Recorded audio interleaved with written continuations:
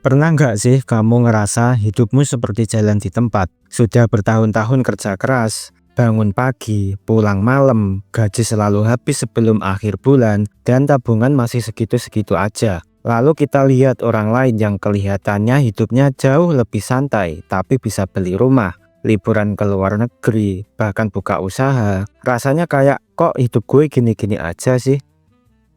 Kalau kamu pernah ngerasain hal kayak gitu, mungkin sudah waktunya untuk mulai jujur ke diri sendiri.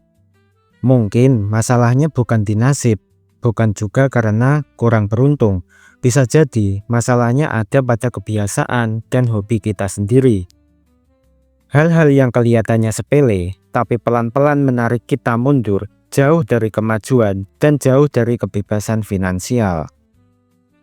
Pertama, terlalu nyaman dengan hidup yang biasa-biasa aja. Kita sering diajarkan untuk bersyukur, dan itu memang benar. Tapi kadang-kadang, terlalu nyaman dengan hidup yang pas-pasan tapi aman bisa membuat kita kehilangan dorongan untuk berkembang. Banyak orang yang merasa cukup dengan penghasilan seadanya, nggak mau ambil resiko, kerja di kantor yang gajinya kecil tapi udah nyaman, bosnya baik, teman-temannya seru. Padahal, kalau dilihat dari sisi realistis, penghasilan mereka nggak cukup buat investasi masa depan. Bahkan untuk dana darurat pun kadang belum tentu bisa. Tapi karena sudah terlalu nyaman, mereka nggak berani mencoba hal baru. Padahal dunia berubah cepat. Kalau kamu diam di tempat, artinya kamu tertinggal. Kadang kita harus rela keluar dari zona nyaman, belajar hal baru, dan membuka diri kita untuk kesempatan yang mungkin terasa menakutkan di awal. Kedua, hobi nongkrong yang sebenarnya boros, tapi kita nggak mau ngaku. Ini mungkin agak sensitif, tapi harus diomongin juga. Nongkrong memang bagian dari gaya hidup sosial, tapi kalau setiap minggu nongkrong di tempat mahal, pesan kopi 40 ribuan, makan dessert yang lucu-lucu biar bisa difoto, lama-lama itu bisa jadi kebiasaan yang boros banget. Banyak orang nggak sadar, uang yang keluar buat nongki cantik itu kalau dikumpulin bisa jadi dana darurat, modal usaha, atau bahkan DP motor. Tapi karena semua orang di circle kita melakukan hal yang sama, kita selalu merasa itu wajar. Sekali-kali dong nggak apa-apa. Tapi coba dihitung ulang, berapa kali kamu bilang sekali-sekali dalam sebulan? FOMO alias Fear of Missing Out juga jadi racun di sini. Karena nggak mau ketinggalan kumpul atau update, kita rela keluarin uang demi eksistensi. Padahal hidup bukan soal tampil keren di Instagram. Kayak itu cuma bukan soal tampilan, tapi soal isi dompet dan ketenangan pikiran. Ketiga, belanja karena emosi, bukan kebutuhan. Kita semua pernah ada di fase ini. Lagi stres terus scroll e-commerce, nemu barang lucu, langsung klik beli sekarang. Atau lagi sedih, terus merasa pantas self reward karena udah lelah kerja. Padahal barang yang dibeli ujung-ujungnya cuma numpuk di lemari. Belanja karena emosi itu berbahaya, karena uang keluar bukan karena kebutuhan nyata, tapi karena suasana hati. Dan biasanya setelah barangnya datang, kita malah merasa kosong lagi. Akhirnya cari pelarian lain. Lingkaran ini nggak akan ada habisnya. Coba pelan-pelan ubah pola pikir. Boleh kok reward diri sendiri, tapi kasih batas. Bikin aturan, reward hanya kalau target tertentu tercapai. Jadi nggak asal belanja karena lagi bad mood. Keempat, kecanduan media sosial tapi nggak ada output produktif.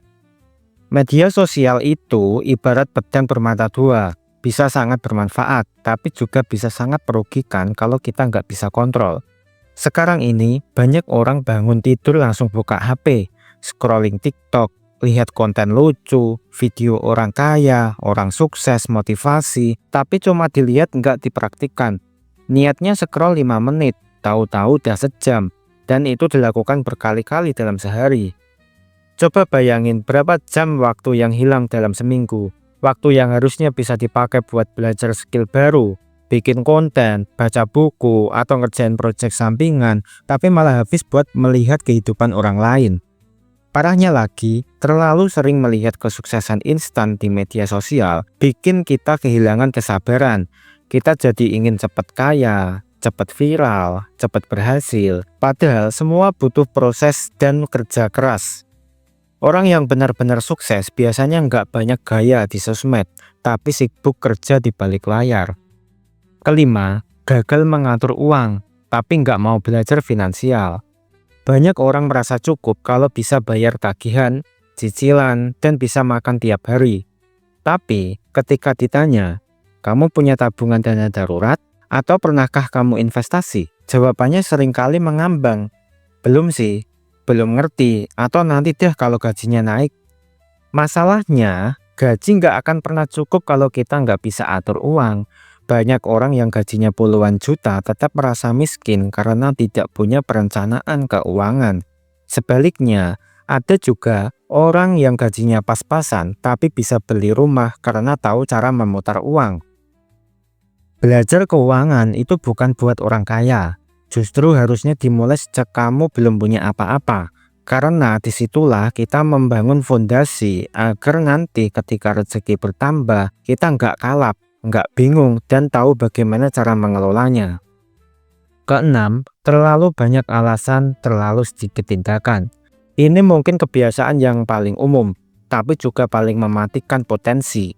Kita sering punya banyak alasan untuk tidak mulai. Nggak punya waktu, belum siap, nggak ada modal, takut gagal, dan sejuta alasan lainnya. Padahal kalau kita jujur ke diri sendiri, seringkali alasan itu hanyalah bentuk lain dari rasa malas atau takut menghadapi ketidakpastian. Dan sementara kita sibuk mencari alasan, orang lain diam-diam jalan terus.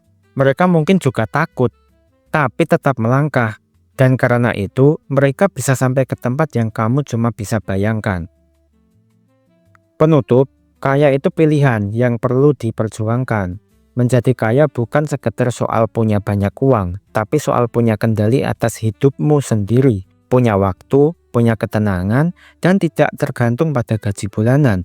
Tapi untuk sampai ke titik itu, kita harus rela menata ulang hidup, mengubah kebiasaan yang selama ini kita anggap sepele, padahal efeknya luar biasa besar. Kalau kamu hari ini masih suka nongkrong tapi nggak punya tabungan, masih sering belanja impulsif tapi bilang nggak punya modal usaha, atau masih betah scroll TikTok tapi bilang nggak punya waktu belajar, mungkin ini saatnya bercermin. Hidup ini bukan soal siapa yang paling cepat, tapi siapa yang konsisten. Dan perubahan besar selalu dimulai dari langkah kecil. Ubah satu kebiasaan dulu, lalu satu lagi satu lagi, sampai akhirnya kamu nggak sadar, kamu sudah jauh dari versi dirimu yang dulu. Dan dari situlah semuanya dimulai. Oke, sekian video ini. Terima kasih sudah menonton sampai akhir. Semoga bermanfaat dan sampai jumpa di video selanjutnya.